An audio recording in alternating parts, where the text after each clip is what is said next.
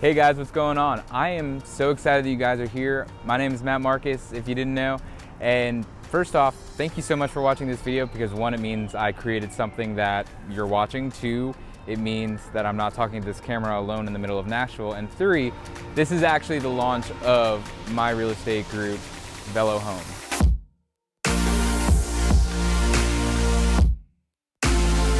I am so excited to share this journey with you. It's taken longer than I ever expected it to.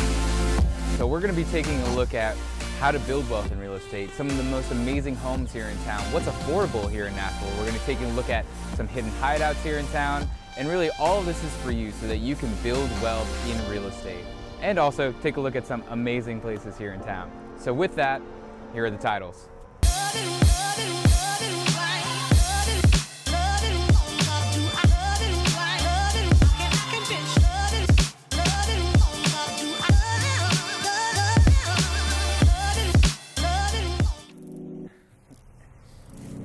All right, so today we're gonna be taking a look at what it looks like to buy a home if you're an independent contractor, you're self-employed, you're an entrepreneur.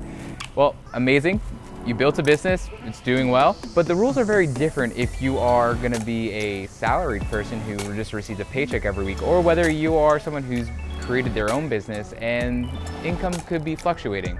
And the whole reason why I'm bringing this up is because the market right now is very competitive. There are multiple offers going in for multiple homes in multiple cities all across the country.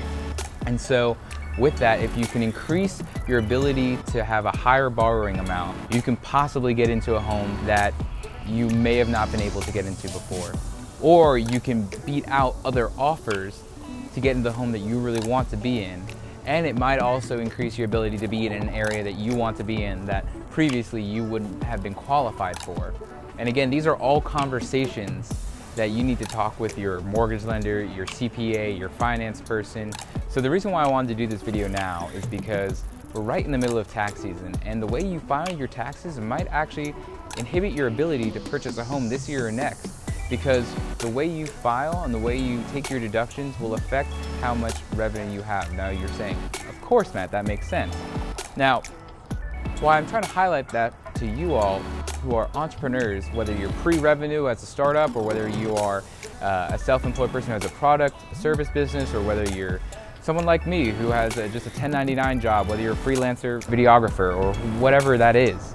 You need at least 2 years of your income, and they're gonna take that income over those 2 years and average it out to get your average income. Because of that, the way you file and the way you choose to file and take the deductions that you're gonna be taking might actually really inhibit your ability to purchase a home.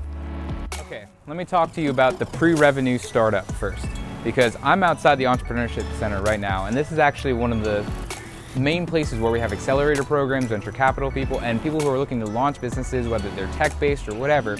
One of the biggest things for you all, whether you are a major equity partner in that business or whether you are a just an employee in that, could really determine how you are going to be able to qualify for a home.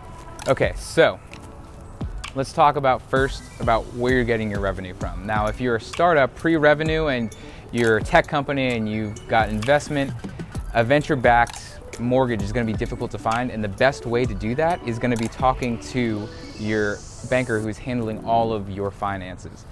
The mortgage lenders, according to the Fannie Mae and Freddie Mac guidelines, are going to have a real difficult time trying to fit you within their narrow guidelines of what they accept as allowable income. And if you're a regular startup and you've been running your business for a couple of years, you have your traditional business expenses, your additional allowable expenses, and then your overall revenues. When we take a look at the taxes that you're going to be filing, now there are some that you have to declare as your expenses, but there are also some that you can adjust as allowable expenses that you can either take more of or less of. Now that will increase your tax burden, and it's something that I had to do this year, but it's also something that talk with your banker, talk with your mortgage lender, and see what amount of tax burden or additional tax burden makes sense for you all. That also could possibly help you increase your ability to purchase a home. So let's think about the home that you're trying to qualify for. So if it's about a $500,000 home, but you're only qualified for about $450,000, for every $50 or so is about another $10,000 in total borrowing amount. So that means you would need about $250 more a month on your average income to be able to qualify for that $500,000 home, which is really not that much, but it can have a dramatic effect of you being priced out of the market or being uncompetitive to you being able to get into your home. So to wrap up here real quick, if you're a pre-revenue startup and you're venture backed, one of the things you might actually consider is just sticking with the bank that you are currently banking with, because they have all of your information and they might be able to make an exception for you to be able to qualify for a home where the regular mortgage lenders or other banks might not be able to qualify you because they're going to be selling your home on the secondary mortgage market versus keeping that and servicing that loan in-house. And secondly, if you're a pre-revenue startup or you've been in the business for a little while, you're a startup and everything's going well, it does matter how you file your taxes, because an average of $250 on your monthly income can affect your overall borrowing amount by $50,000 at the current interest rate. And that can price you into or out of a neighborhood or make you more or less competitive. And you have to see what solution is right for you. See what you're willing to borrow and also see what you're willing to pay in your taxes, because it's a dynamic conversation, it's a fluid conversation, and really this whole video is really just to get you to start asking the right question so that you can be set up to start building wealth in real estate sooner than finding out when you go and you say, oh, I want to go buy a home, and you find out you're only able to qualify for $350,000 or only $400,000 or whatever that number is. I'd rather give you the information to be able to make an informed decision, to be able to start having that conversation and start planning to start building your wealth through real estate, than versus finding out the day of when you go and talk with your mortgage lender that you actually can't afford as much as you think you can because of the way that you filed your taxes or whatever. Because that will set you back a year or 2 years, and you can choose to amend your taxes, and you need to talk with them about what the right solution is there. So that's my video today. I'm wrapping up here, but thank you so much for watching. If you can like, subscribe, hit the notification button. We're going to be releasing videos once a week, and it really helps this channel because it's going to help others see this video, and there are a ton of entrepreneurs who need to see this video.